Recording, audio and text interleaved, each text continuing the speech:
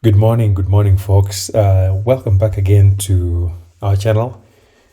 We thank you for coming back once more to join us in this interesting session. Now, today we are going to switch gears a little bit and talk about a topic that keeps coming up in the comments, at least in the past week or so. And this is about healthcare and how we navigate some of the challenges around keeping yourself healthy. And so I'm going to talk about issues of healthcare with a particular focus on the unique environment of living in the village. Because again, managing healthcare is one thing in the city, it's a whole different planet when you're deep in the village, as some of us are today. So remember, this is not a health tech from a qualified professional. My work has nothing to do with healthcare. And so whatever you hear from me, take it with a grain of salt. And this is also not a motivational speech about weight management or things like that. I know absolutely nothing about how to lose weight, but I think I'm fairly skilled about how to gain weight. So those who are looking to learn about gaining weight, yeah, I can answer questions around that. Weight loss, I really have no idea. And so as I am going to walk you through this narrative, I'll show you a video about looking for gym equipment. So I recently took a quick trip to Nairobi to buy a few gym equipments that I want to use in the village. Where I live in Kisumu, it's been relatively difficult finding these equipment at an affordable rate. So I took a quick trip to the city, and I'm at a mall somewhere in Karen. I believe this is the hub in Karen. It's my first time here, and they have all kinds of things. So in this video, I'm going to talk about 5 things. One, I'll share why this is important. Secondly, we'll talk about some of the common health and fitness questions that folks have posted in the last week or so, especially folks who are returning either from the city to the village or returning from diaspora. And then I'll share some of the mistakes that I have made or the mistakes I see my friends and neighbors make around healthcare. And then I'll highlight some of the peculiarities of the village environment when it comes to matters health and fitness. And then in the end, I'm just going to offer some suggestions that I'm using. And this may or may not work for you. So take what interests you. If it doesn't work, don't blame me. Remember, I said I am not a professional. I'm an educator. And so the work that I do has little to do with healthcare. So let's begin by talking about the why first. Personally, the issue of health is really, really personal to me on so many levels. First, a few years ago, I was found to be pre-diabetic.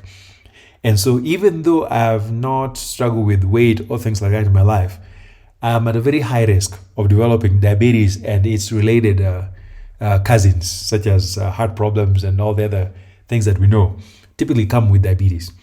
So I'm often very aware of things that I need to do to stay healthy and hopefully live long. But even if I don't live long, my goal is to live a pain-free life. I would actually rather live a short but pain-free life than living a very long life full of pills and needles and things like that. So this is personal to me. And then the second part of it that is also even much more personal relates to a tragedy that happened to my family about 2 years ago. I lost my sister who left the city and moved back to the village. And a good bit of it was just purely medical negligence and some of the problems that happened with healthcare in the village. So I'm very personally committed to learning more and doing better to prevent such problems happening. I've also talked to other people who worry about a range of healthcare issues, whether it's about maintaining a healthy weight, addressing specific illness, and many, many things. So I'm hoping that some of the things I'm going to share might be useful to anyone listening out there. So in terms of context, many of us who are returning from cities or from diaspora to village often encounter a very unique environment, part of which that if you're not prepared for, may present some really potentially fatal challenges. And so besides the challenges, there's certain actually good things about being in the village that may be helpful when it comes to issues health. For example, when you think about daily routine, in the village, it's typical for most of us to be physically active, moving around, compared to life in the city, where most of us tend to do work that requires sedentary life. And then in the village, access to healthy food is really wide. It's very easy to get healthy food in the village at an affordable rate. And the one thing that I absolutely love is the idea of being able to get vitamin D from the sun all day, pretty much outside all day. Now, if you don't know this, the vast majority of Black people in diaspora, especially in colder places, are often vitamin D deficient. In fact, many of us actually have to take supplements because we are barely out of the sun. And of course, the darker skin doesn't help very much with vitamin D absorption. And so in the village, that is barely a problem because we are out all day out of the sun. And then in the village too, we have very limited exposure to ultra processed food, which can be problematic, especially for those of us who worry about things like diabetes. And then of course, in the village, sometimes depending on how far you are from the city, there's minimized access to formal fitness options like personal trainer, gyms and parks and things like that. Then you may also run into a few cultural issues. For example, it's very odd for a person to put on sports shoes and run around the village in terms of staying fit. When people see you, it is something that draws attention compared to the city, where a person jogging in shoes would not draw attention as much. And then there are certain attitudinal issues that are also very specific to the village. For example, the idea that people only worry about visible health concern. And so if it's not a problem yet, then you don't have to worry about it. For example, teeth. People only go to dentists when they're in pain and significant pain. And so when it comes to healthcare, it's more about the here and the now. And then, of course, in the village, perhaps more so than in cities, weight gain is actually considered a good thing in many places. And so for women especially, thinness might actually diminish dating prospects. So that also means that generally fluffy girls often are considered very beautiful. And I'm one of those people that really believe in that. On the men's side, a man who has a nice single pack is actually thought of very positively. For example, people assume that that man has a good wife who knows how to, quote unquote, take care of the husband. And likely that man is considered rich for having a single pack. And then, of course, excuse me, I have some allergies, and that's why it's really hard to keep talking for a longer period of time. Now, again, when you're talking about seeking medical help, it looks like for the most part, in the village, people will go to the hospital only when the angel of death is in town.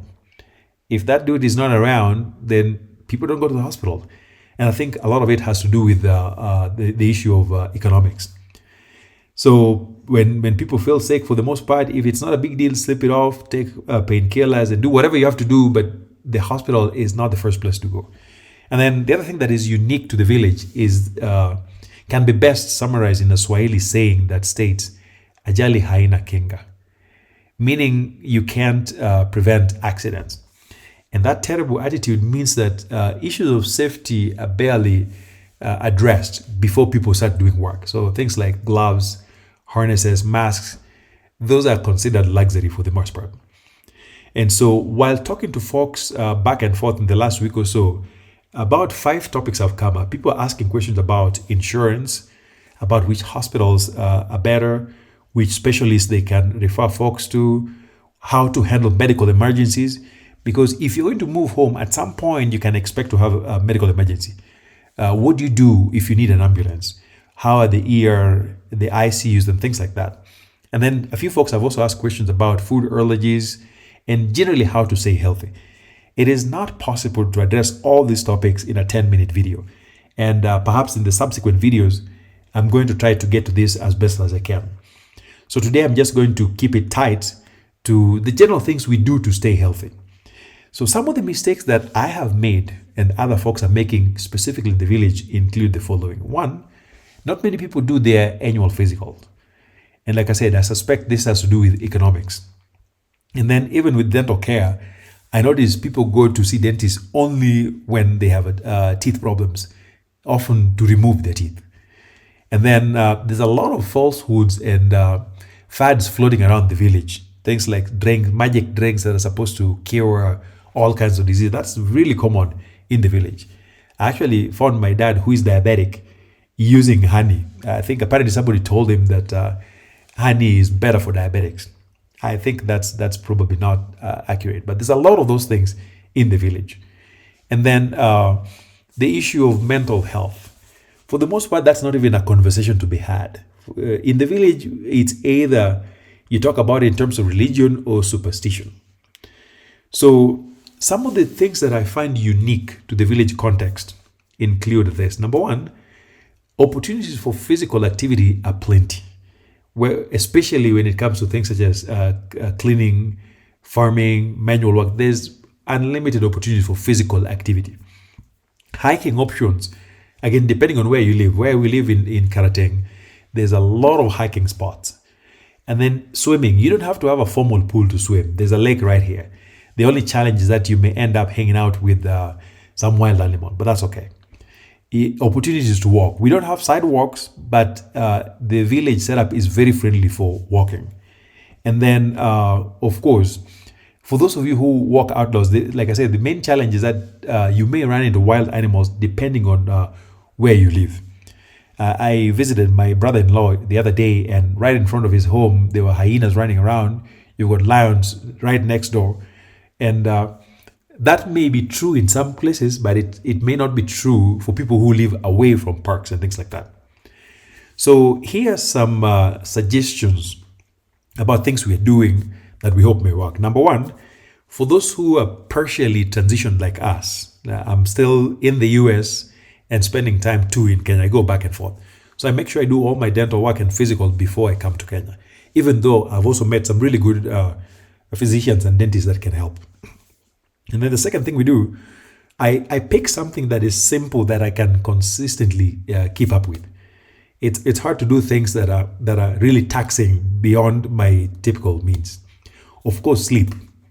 I do my best to sleep, and then I make sure I get about at least 8 hours of sleep.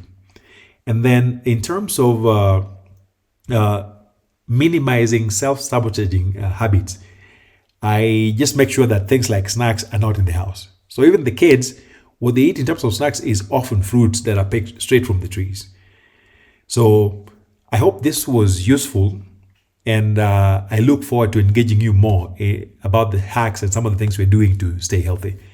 Thank you for staying with us, and I'll see you in the next. Bye.